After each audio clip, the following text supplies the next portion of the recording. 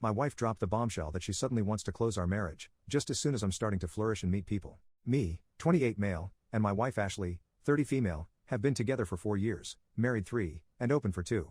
We both found someone very early. Ashley was dating a married man in a stable poly relationship, and I got quite close to a grad student at a nearby college. Ashley and I were both high on new relationship energy but managed to share that with each other, and it was so intense and special. After 9 great months, my grad student got a job offer several hours away. Being slightly introverted, I kind of withdrew into my shell and threw myself into the gym to take my mind off things. Less than 2 months after that, Ashley's meta got pregnant and her relationship started to wind down. I had hoped we could take some time and maybe travel or just spend some romantic time together after both of our breakups, but Ashley's plan was to chase that next NRE rush with someone new.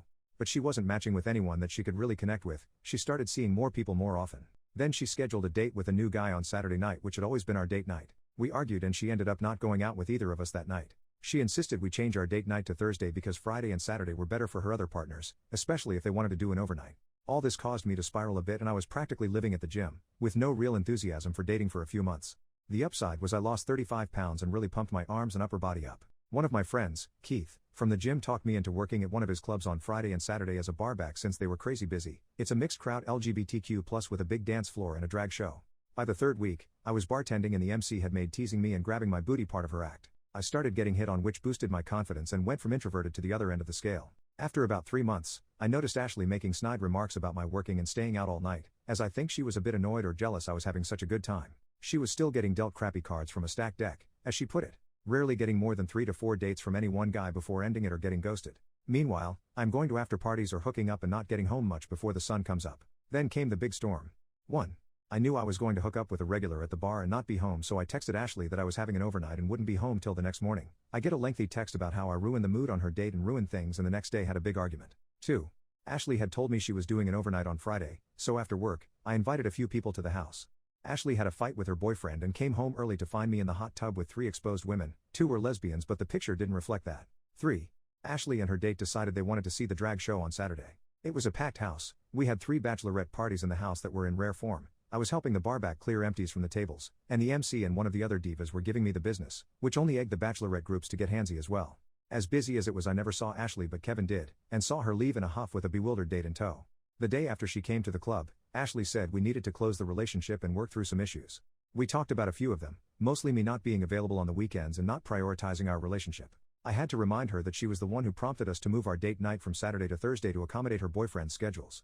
She brought up how hurt she was when she had a fight with one of her dates and came home early to find me in a hot tub full of women when she needed me to be there for her. I told her for once I was getting to enjoy the same freedom she had, and if she was having issues, then maybe she should take a step back and close her side while she got some individual counseling to learn how to deal with her issues. I haven't missed a Thursday date night with her, although she can spend a third of it on her phone with other guys and that's supposed to be okay, and I brought up how she literally sends 30 texts to my one.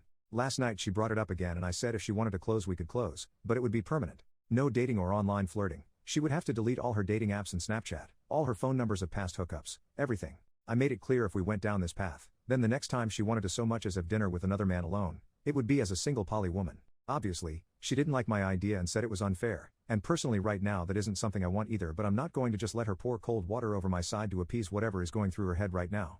Update: so last Thursday was our scheduled date night where she again asked me to pause, reconnect, and work through some issues. Friday and Saturday nights had lately been the nights I worked at the club while she went out with her other partners and was often gone overnight, leaving me alone for most of the weekend. This last weekend she spent both Friday and Saturday nights sitting alone at the end of the bar where I worked. I had a date already planned for Friday after work, but on Saturday we left together and had breakfast before going home. All this week her phone has been silent and I have only seen her texting a couple of times. All 3 times we have been intimate this week she has been the one to initiate it, which is the total opposite of the last 9 months. We had a long talk and she wants to make Saturday our official date night again in addition to keeping Thursday night as well. She said she had pulled all her dating profiles down and deleted Snapchat, basically closing her side of the relationship down. Her only ask has been for me to not work Saturdays so we could spend the entire day together. I told her I could do that, but I needed to give Kevin time to find a replacement for me at the club. We are spending this afternoon with her family and lunch tomorrow with mine for Thanksgiving. Ashley has a new individual therapist she will start seeing next week and wants an extra session with our couples counselor for the next couple of months. She hopes but hasn't pressed that I will close my side as well, but I haven't made up my mind yet. I guess I will wait and see for now. Update 2. So we started going to couples therapy every other week, and in the weeks in between she was seeing her personal therapist. I was able to get her to understand and take the blame for how I suffered, and we worked through a lot of our issues. Our therapist had us work on what we each wanted going forward and devise a plan to manage our expectations.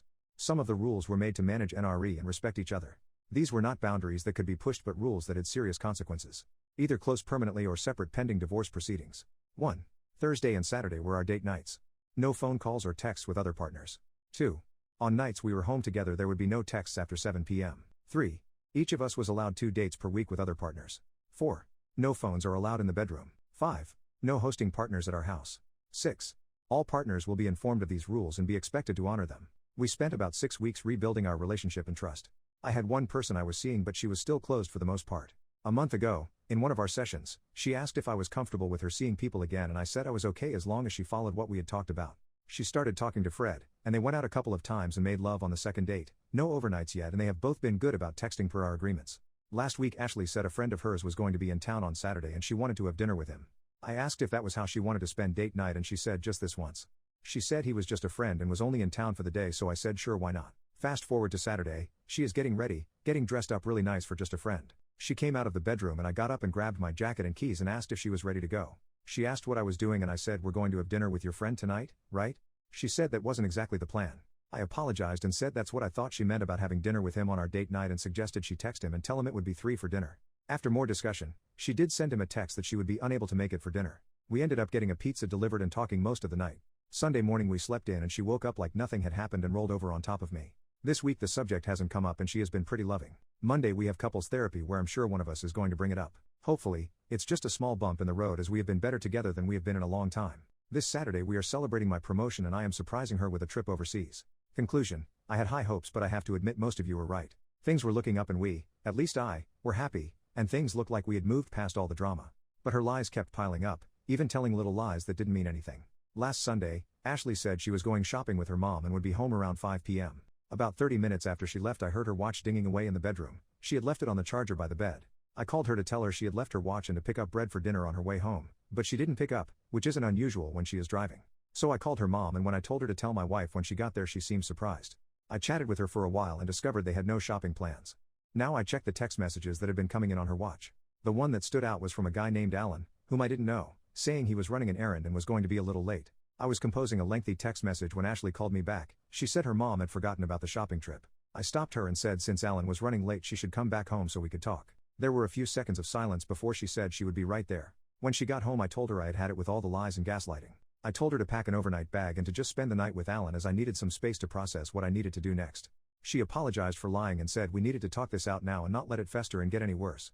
I told her I was going for a ride to clear my head, but it would be better if she wasn't here when I got back. I was gone for a couple of hours, during which she sent several texts. When I got home she was still there so I packed a bag and left again without saying much. I got a hotel room and muted my phone. Monday morning I got to work early and made some calls. I was able to see an attorney that afternoon to discuss options for a divorce. I gave him the go-ahead to get started on the paperwork and have her served. I sent Ashley a text asking her to come home straight after work because we needed to have a serious conversation. I was direct and told her I had seen an attorney and started divorce proceedings, that I was done with the lies, and felt this was my only option. She didn't take it well and all week has been hot and cold, playing every card she is trying to get me to change my mind. I canceled our couples therapy session Wednesday night, useless at this point. Thursday morning she was served and the reality set in and she cried all night. I called Keith and asked him if he had an open spot on Saturday night at the bar and told him what had happened. He was sorry to hear about my marriage but excited to have me working on Saturday nights again. They made a big deal Friday night at the club about it and I was touched by all the support and love from my bar family. I told Ashley I would help her find an apartment and get her moved ASAP.